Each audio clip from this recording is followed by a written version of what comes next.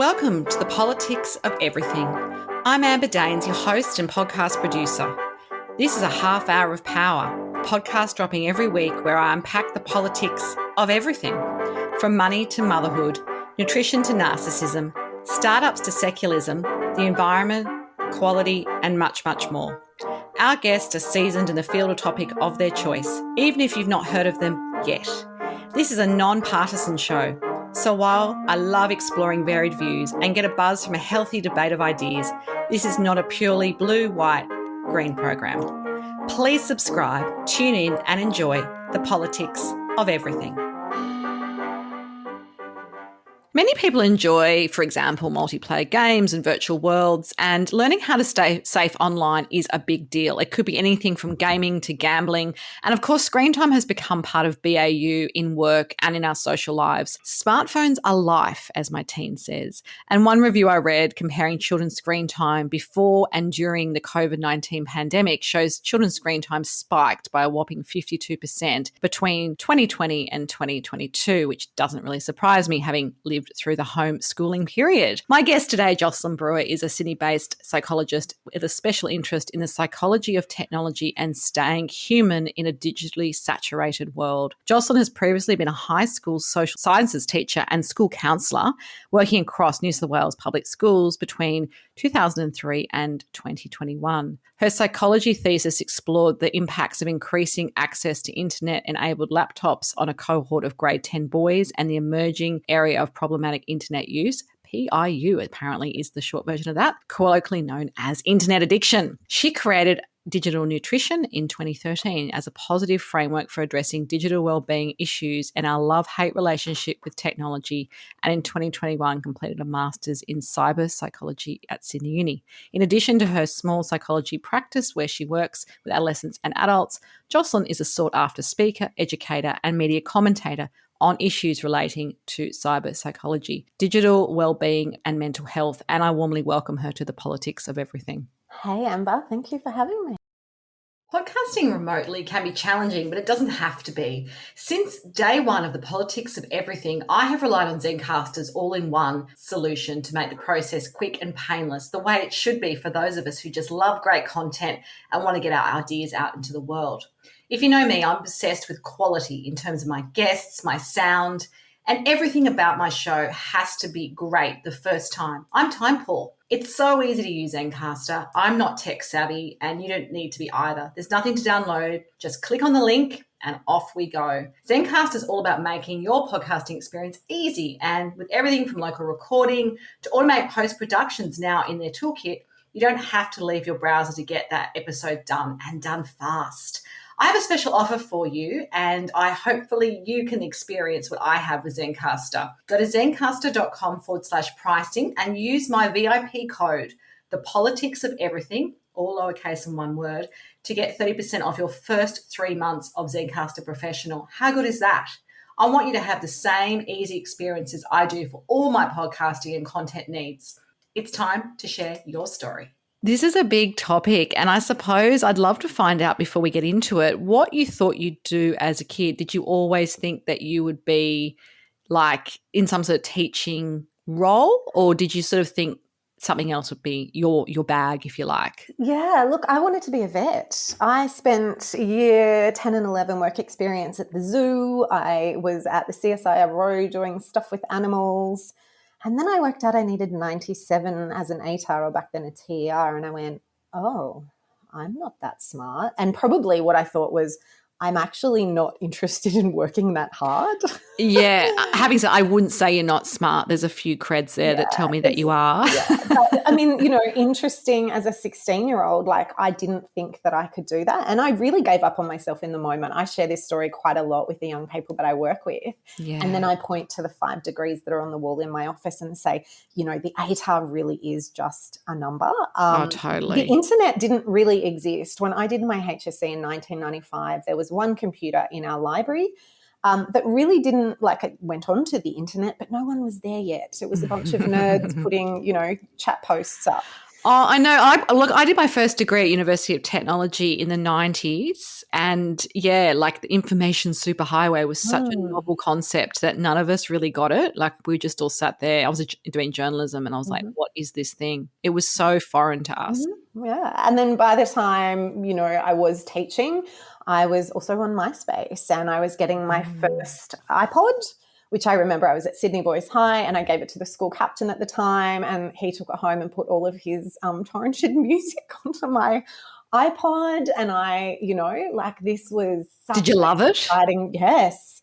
And he's an incredible human too, as most of the students I taught at that time were. But yeah, this was just such a fascinating time. And it actually was the principal at Sydney Boys High, Dr. Kim Jagger, who, when I was retraining to be a school counsellor and I had to do a research project, said, I don't know what I'm going to research. What do we need to look at, Kim? And he said, you got to work out what's going on with boys and games, because a lot of the students at high still are really having trouble pulling themselves out of some of their online spaces because they meet their psychological needs so well. Yeah. So, Yep. yeah. Yeah, absolutely. So I blame Dr. Jagger. He's like the patron saint. Oh, look, of it's good to join the nutrition. dots. And obviously you found the thing that you're not just good at, but you're passionate about as well. Mm. This is such a loaded question probably, and there's probably no real metrics because I feel like it's an age thing as well and generation thing.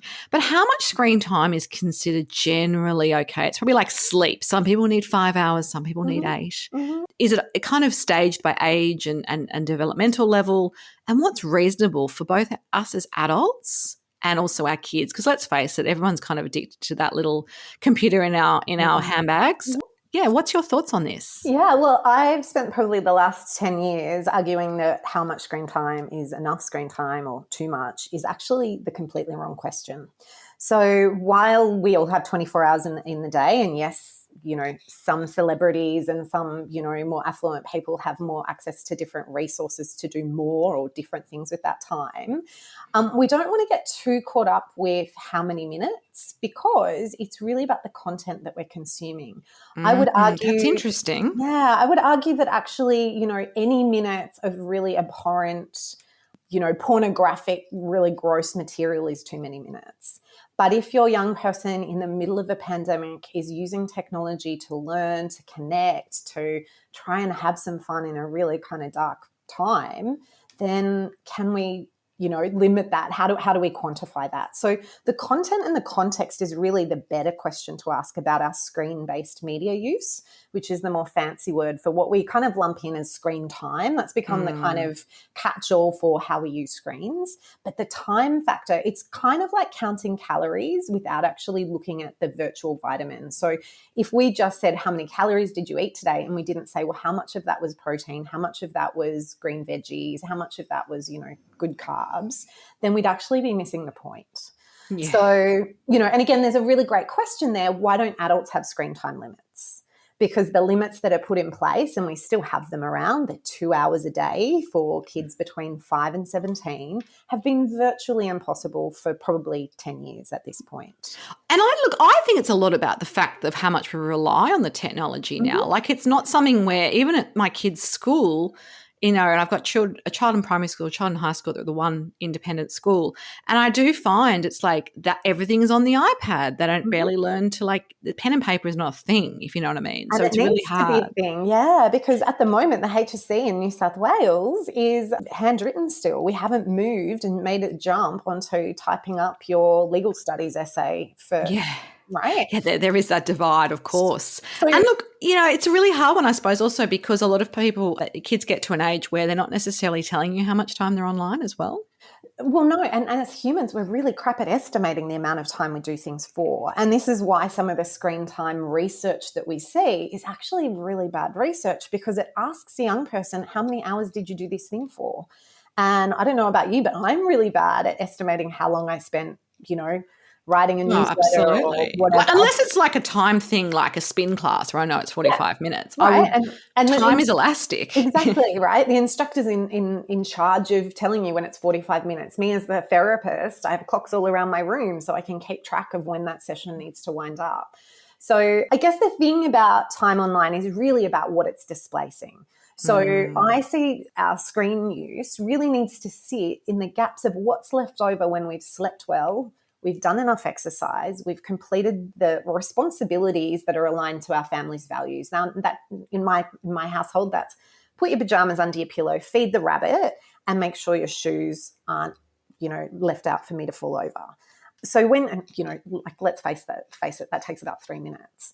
Particularly if you're going to be motivated with a reward, like a dopamine fix from a screen, you know what I mean? Like that sort of, okay, if I do all these things really quickly, then I get to the thing I really want to do. Absolutely. And that's kind of how the world works, right? You've got to go to work and do the work in order then for you to be able to get the next reward. So look, it's about displacement. I think if we look at that 24 hours that we have, are we sleeping well? Are we moving our bodies enough? And are we doing enough face-to-face connection? Are we doing those extracurricular activities? Are we participating in a way that doesn't create this reliance and this go-to on screens? And again, considering that screens and screen time is a million different things. It's not one thing. Exactly. It's not the one device. And that could include anything from, I guess, watching TV to being on your laptop to, I don't know, probably using your GPS in a way. Yeah, but it's also about who you follow, right? So for me, I've done a big clean out of who I follow recently, and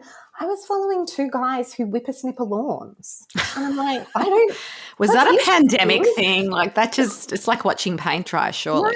Yeah. It's like, have you seen the ones where like people clean really, really dirty rugs and they get these massive brushes? Like it's kind of like that, the stuff that you listen to, the whispering stuff that you listen to go to sleep. It's whoosh, whoosh, like the ocean, the seashell in your ear from the 1980s on a tape, which was very, very big at one point. Look, there's been a recent study by the E-Safety Commissioner in Australia saying carers and parents should actually spend more time online, perhaps playing games with their kids so they know what's going on. Is this something that you would advocate for, and why? Because I have to admit, I've got 2 sons. I couldn't think anything worse than sitting there playing Fortnite. Like I kind of have the door open and I can hear it, but it actually gives me a little bit of like, PTSD watching it. Like it's not my thing. Yeah. So that's exactly why you probably need to play it. And I set playing with your kids online as homework in my workshops, my play shops with parents, because part of it is really, and you go back to your experience of your own parents not liking the music you're into or not wanting to watch the TV shows that you wanted to watch, East Street on a Thursday night, for example. So look, I do encourage this because we need to know what the playgrounds are that they're playing in. It's not like looking at a swing set and saying, okay, I get how that works. There's a lot of factors within these online spaces that parents just do not have a clue about, and that becomes a bit of a danger point, to be honest. It also is about us being able to get into a space. So let's say it's not Fortnite. Let's say we find a game that neither you nor your kids have played before, and that you set it up as something you do as a family, that they can see you learning, that can see you being crap at something and then not giving up. Yeah. So, again, I sort of jokingly say to parents, a parent who is too busy to play a video game with their kid for 20 minutes needs to play that video game for an hour.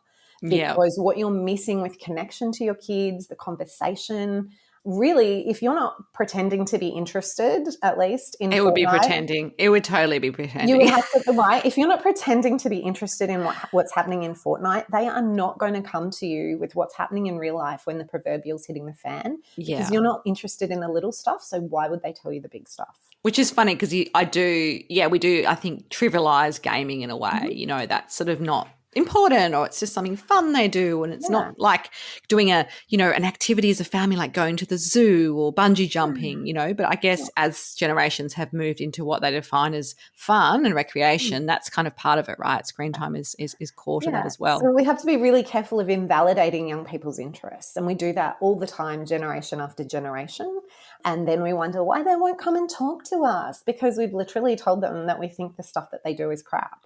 Yeah. Is there any way we can make screen time as regularly appealing as other activities in terms of like saying, oh, well, like it's probably the time question, really. It's like, oh, an hour of exercise, an hour of screen time. That doesn't sometimes work. And I know during the pandemic when, my kids were home all the time, they'd done their schoolwork by 11. I don't know what quality level, but that's, neither here nor there.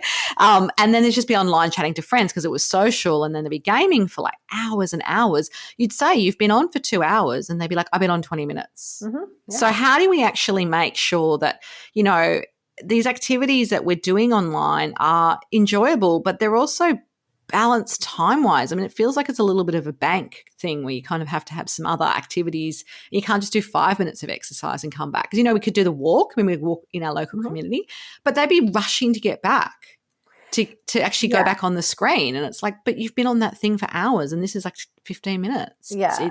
It's probably a hard one, I think, to balance out. Well, again, it's actually sitting with the human need to have hedonic experiences, right? In a game of would you rather eat some broccoli or eat some, candy, most people are going to be like, oh, I know broccoli is good for me, but geez, I want the sweet stuff, okay? So what we need to do, I guess, here is be able to set up young people to understand and for ourselves to understand why limiting some aspects of online activities are really, really important. It's impossible, I would say, at this point in human history to make doing your homework as interesting as playing a video game or connecting with your friends online or, whatever the things, talking to your friends in a Discord server. I think it's about, as you say, the balance. I don't necessarily love the word balance. It's more about the sense of blending. Have I today slept enough, moved my body enough, done the things I need, and then, as I was saying before, what's left over then might go into those gaps. It's also then about looking at the psychological needs that's meeting. So generally online spaces are really good at meeting our need for motivation. And these 3 psychological needs around competence, so being good at something. Kids are bloody good in participating in online spaces, and games are designed to help them feel really good, like they're about to level up. Oh, there's lots of rewards and milestones, and it's not as hard as probably real life sometimes. That's right. You literally see your score increasing. You don't see that in class when you're doing a maths worksheet. Yeah. And we have the sense of control. You get to choose who you are, what you play, how you play, what strategies you use, and then you get that sense of connection. So these 3 C's, which in self-determination theory are these psychological needs, are incredibly powerful and are incredibly fostered in online spaces in a way that a maths class, doing your homework, cleaning up after the rabbit or, jumping on the trampoline even, aren't necessarily going to, fire up a kid's brain. But when you kind of, as a parent, set the rules and you say, well, when you've had this and when you've had that, that opens up for this amount of time and we're going to do these kind of activities, and you get to curate that, that's where you kind of shape what I call the digital diet. So, and is time important? Like this is what I'm just thinking out loud here. This is not to me. Because you need to go to bed by a certain time. Yeah, that's what I'm thinking. And also not waking up and being the first thing you do. I'm really big on that. Yeah, absolutely. So, I teach in my courses about how not to bookend the day with technology. And the first question I ask is, are parents doing that themselves? In which case it's really hard with a teenager to have bad habits and them not to call us a hypocrite. Now, again, a generation ago, I would have been in a lot of trouble for calling my father out on anything he did. But this generation has a difference sometimes of permissions, and we actually encourage youth voice and student voice in order to actually kind of set some of those rules. And that's part of my tech use agreement course, where we actually sit down as a family and say, what's working around technology? What's not working? What do we love doing? Where does it get a bit sticky and slippery? And how do we actually notice and know when it's tipping over too much?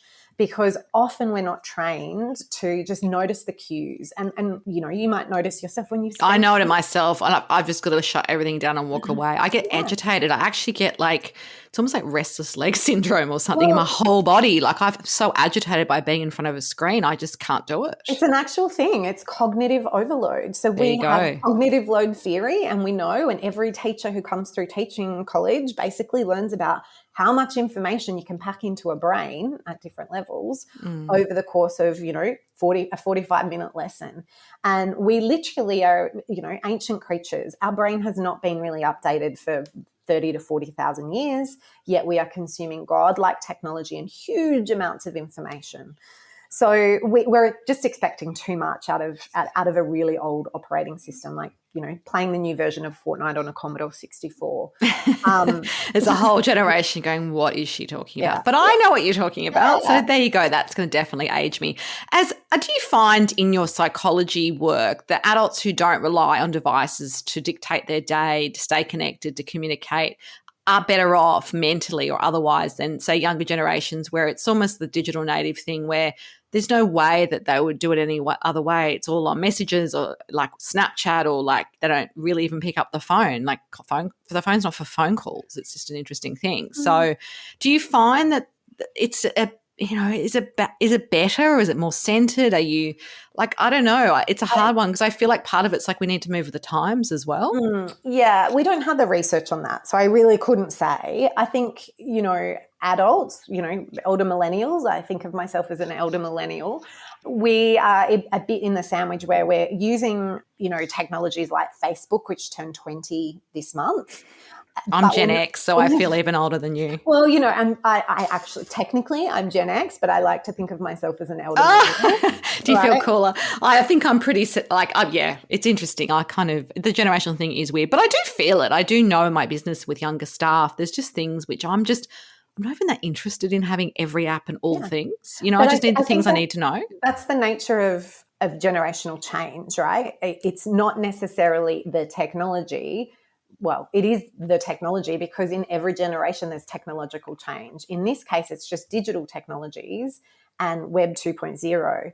Those are kind of Gen whatever they are now, right? Your younger staff are going to have Gen Z is my youngest staff member, so they're in their early 20s. Right. They're going to have the same response to the metaverse.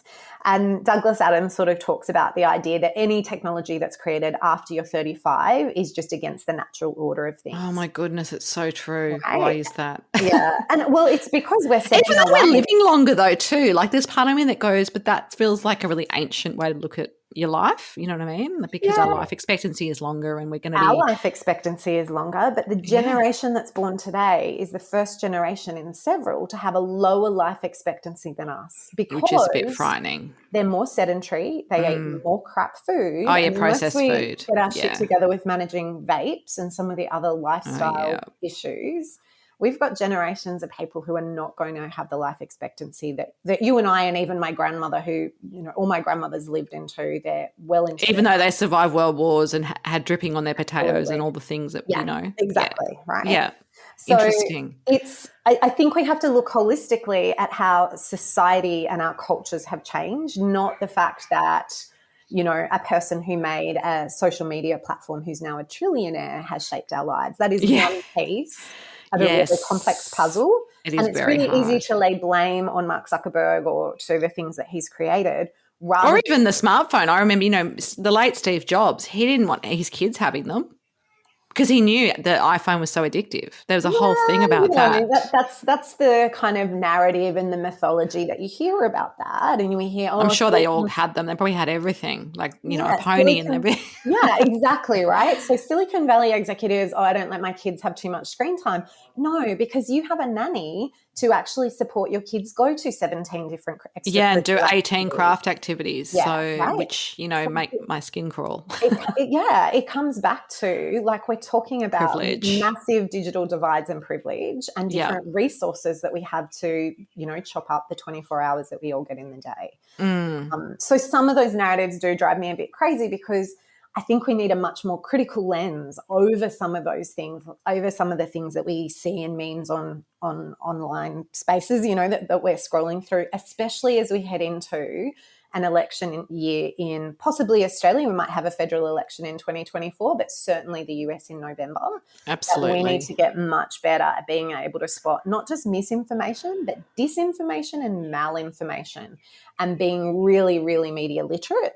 And these are skills no one has learnt, right? So again, Yeah. I don't like the idea of digital native. They're digital orphans. They're growing up without a generation above them to guide them through what to do. It's true. And look, I, having been a former news journalist and having, still a very keen interest in what is called traditional media, which has its own biases. But I always say to people, like, people think they're journalists now. They're not. Like, just having a smartphone and a thought is not the same as having to have verified information. You could be sued. Like, this is how journalists operate. We have a code of ethics, all those things.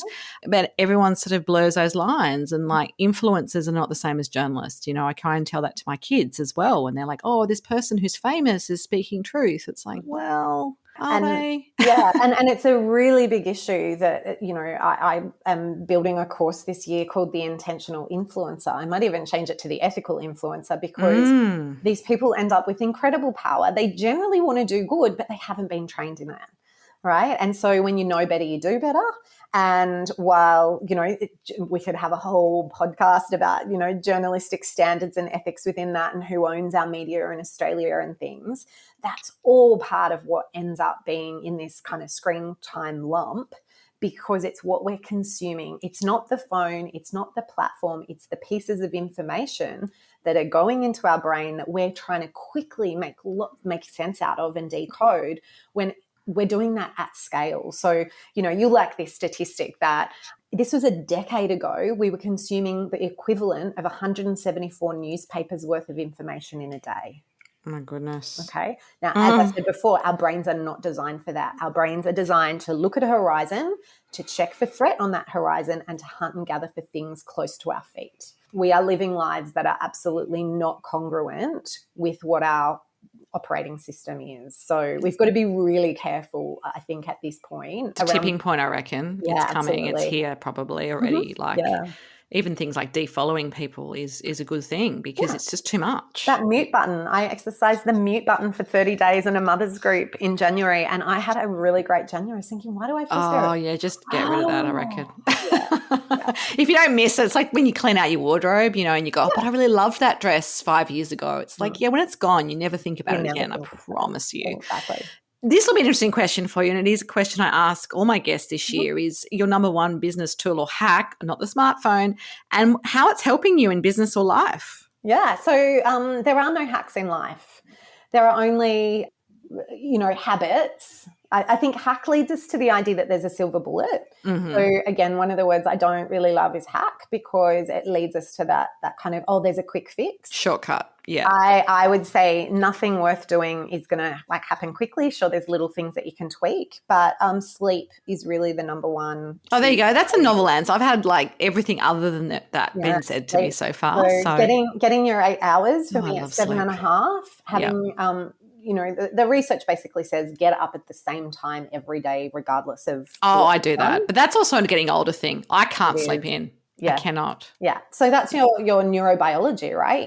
As we age, when we go through menopause, our hormones change, and our suprachiasmatic nucleus, which is the little clock in our head, will then alter based on those sleep needs. So being able to listen to your sleep needs and really honor that is the biggest kind of lifestyle tool. Habit. It's great. Yeah, absolutely. Yeah. Your biggest life lesson to date, and why? Oh, this is an interesting one. When I was 19, I was going from one party to a party at Manning Bar in Sydney Uni, and I got mugged. I was 29. That's horrendous. Yeah, I got mugged by 3 teenage girls. Wow. Literally hit over the head. It was, pretty bad. But what it taught me was, I was on the path to becoming a school counsellor. And I was maybe about to fail psychology and not get the credit average that I needed. And I wasn't really sure. I was kind of thinking about giving up.